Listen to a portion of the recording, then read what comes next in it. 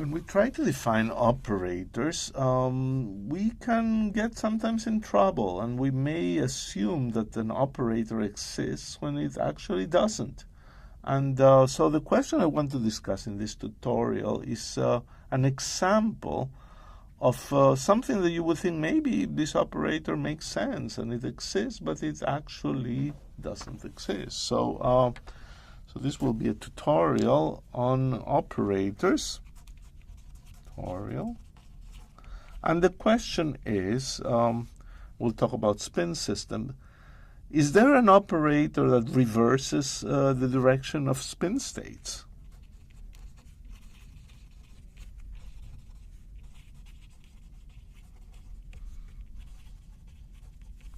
Reverses the direction of all spin states. That's the question, and if there is, let's construct it. If there doesn't exist, let's find out why. And the reason this is a delicate question, and is something I want you to be very aware of, is that there's one way to define an operator that you never run into trouble. You just tell what this operator does on basis states. So whatever it does on basis states, then it's well defined on every vector on the vector space. The danger is when you assume there's an operator that you know what it does on every vector.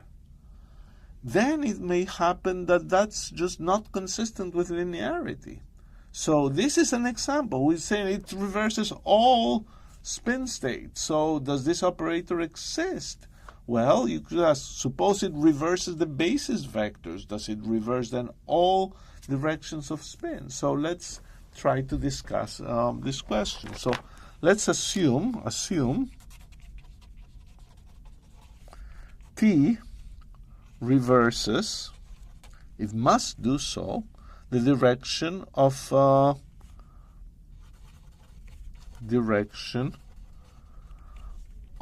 all spin states. So let's assume it exists, and therefore it must reverse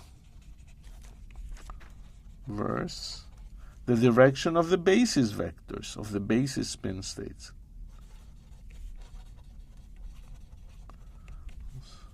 Of our basis states plus and minus. So T acting on plus should point along minus, and T acting on minus is equal to plus. Now that's too restrictive.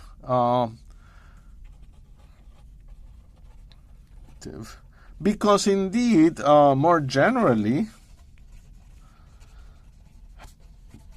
we could take T on plus to be a number times minus, and T on minus to be a number beta, a different one, on plus. Those still would reverse the direction of the basis spin state. This is a state pointing along plus z, this is minus z, this is minus z plus z. And with alpha and beta, complex numbers. So, I'm going to try this and investigate the question without the big machinery. I'm going to see, let's see if now all spin states get reversed. So I remember my spin states in the x direction. So recall, you have x in the plus direction was a linear superposition of the plus and minus states. On the x pointing in the minus direction was 1 over square root of 2 plus minus minus. So let's let T act on x plus. Well, you would get 1 over square root of 2. On plus, you get alpha minus plus T on minus is beta plus, which is equal to, let's factor the beta out, beta over square root of 2 plus alpha over beta minus. But this should be proportional to x minus, and x minus is a state that has a plus minus the minus. So you've learned that for this to work, alpha over beta should be equal to -1. Okay, you know, we could try more things, but so far we need at least that. And let's see if we can keep going. So some of you might say, oh, well, I remember the y basis states. We also have that y plus was a linear superposition, 1 over square root of 2 plus I minus, and y minus 1 over square root of 2 plus minus I minus.